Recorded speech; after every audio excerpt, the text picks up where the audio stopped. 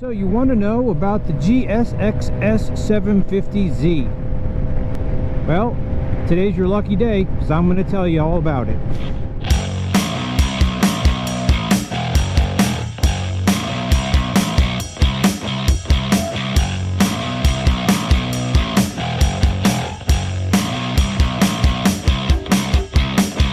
Hey, what's going on, motorcycle friends? It's been 5 months since I purchased this 2019 Suzuki GSXS750z, and today I'm going to tell you my thoughts and impressions about the bike, what I like and don't like about it, and is this a good first bike?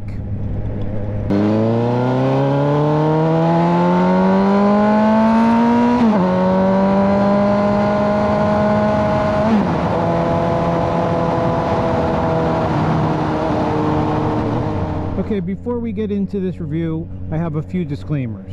The first one is, these are my opinions and my experiences on this bike.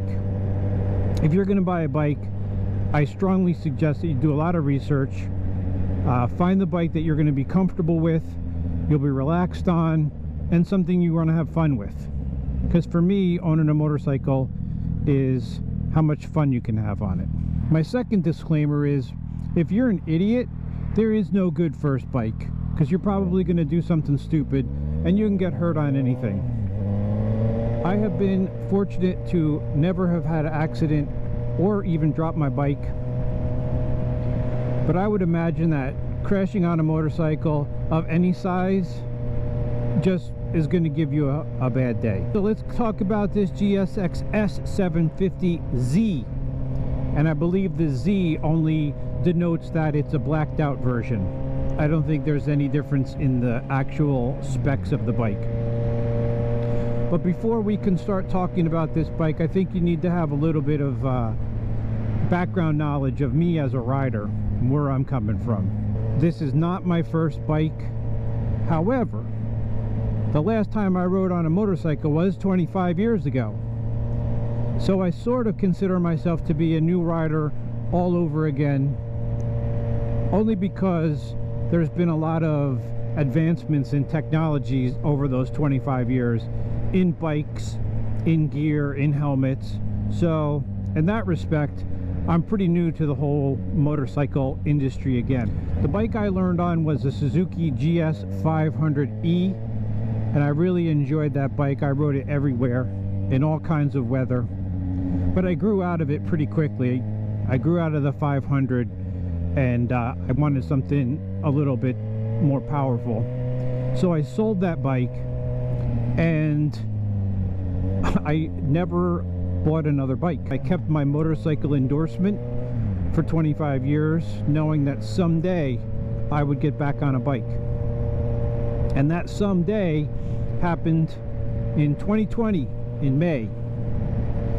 I purchased 2019 GSXS 750Z from a dealer, brand new. So it became overwhelming with the amount of models of motorcycles that are available to meet all different types of riding styles.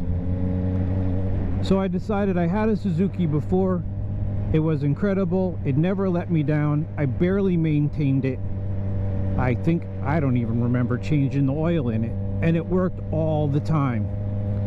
So I went with what I know. I went back to Suzuki, the SV650, the GSXS 750, and a Gixxer 600. Those were the three bikes that were now on my plate. So I started doing some more research, and I quickly decided, you know what? I grew out of that 500 really fast. I have a feeling that if I get a 650, in a couple months I'm not going to want to ride it, and I'm going to want to trade it in. So I pushed that off to the side. Now it was down to some kind of Super Sport or this Sport Naked. Then it came down to price. So the dealer I went to had this bike and a Gixxer 600 2019, and they were both almost exactly the same price. They had a really great deal on the Gixxer. So now I'm really confused. What do? Do I go with the Gixxer and have my back being in pain all the time? Or do I get the GSXS and have a more comfortable upright riding position? So then I started looking into insurance. And insurance is kind of what made my decision for me. Do you know that the Gixxer was more than double the insurance rate of this GSXS, because it has an R for racing and this is S for sport or street. I don't know what that stands for. I could not believe that it was more than double to insure a Gixxer. And I'm an old dude. I can't imagine what you young guys are paying for those bikes. If you're in your 20s and you're riding around on a sport bike and you have insurance, you must be paying a shitload. So I decided I don't want to pay that for insurance. I'm going to go with the GSXS750z, and I'm going to be happy because, first of all, it's a 750. It's got power. It's like 100 and something horsepower. I could sit upright if I want. I can tuck in if I want. And I will be happy to say it does meet all of my criteria. This bike is awesome. 5 months into it, I love riding this bike. I think it has a lot of power. I love the acceleration. I love just sitting back and cruising on it. It's not underpowered. I believe it has an older Gixxer 750 engine in it, and it's just dumbed down a little bit, but it's still got a lot of power. Do I think a new rider or a first-time rider could handle this bike? I honestly, I do. I think that if you are a new rider and you are going to get the gear and you're going to take the motorcycle training and you're going to be serious about riding, you have no problem with this. It's not like it's, you know, if you I'm in third right now. If I give it gas, it'll go, but it's not going to throw me off the back. I'm not going to fly into a wheelie, which is what I was nervous about with the super sport type bikes. I imagined myself giving it acceleration and flipping off the back of the motorcycle. This has power if you need it. If I drop a gear, I'll definitely get some good power out of it. When I first got this bike delivered to my house, I thought it looked humongous, and I thought, oh my god, how am I going to ride this? What did I just do? Because I didn't sit on it in the showroom because they didn't have one there. So I bought this bike without ever having sat on it, which is probably not a good idea in hindsight, but that's what I did. So the bike came to my house, I sat on it, I thought the gas tank was enormous. I remember my GS500E was tiny. It was a 500 and it was so small. I couldn't imagine how I'm gonna ride this bike. Now, I did have experience riding, and as soon as I got on this bike and I started out my driveway, everything came back to me and I had no problems at all riding this bike. But if you're a new rider and you haven't ridden before and you might be a little bit nervous, take some classes, but I do think that you could handle this bike. Now, one of the things I liked about it was the traction control. You could put it into setting number 3 in the traction control, which cuts down some power to the rear wheel so that you could ride it in the rain.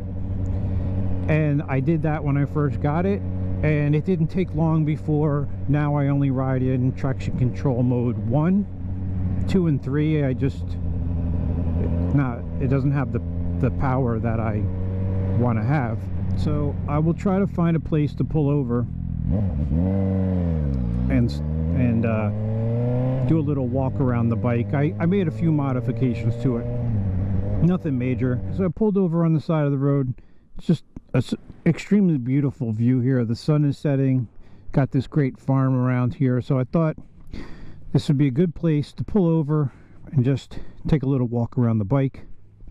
I haven't really done too much to it at all. I did add in the cell phone charger right here, and you can unplug the cable so that you could hook up a battery tender to it if I winterized the bike. I did put on this quad lock to hold my phone. That's been awesome. Got rid of the big fender that was on the back, and I did take off the stock exhaust and I put on the Shorty Gp exhaust, which is pretty loud. I did a video on it. So what I did was I went back on their website and I purchased, see if I can get inside. I purchased this little baffle that goes inside of it, and it does help cut down on the noise. It still sounds really good and it's still pretty loud, but it cuts it down so it's a little bit more manageable.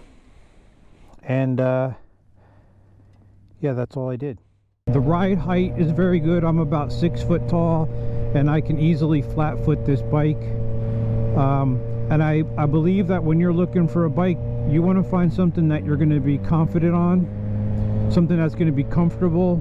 You'll be relaxed, you'll have a good time riding, and you'll have a lot of fun. And the more relaxed you are, the more confident you are, the more fun you're having.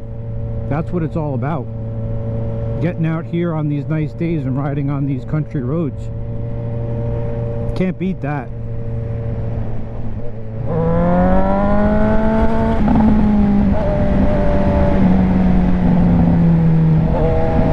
The bike is fun. It has the power when it wants to.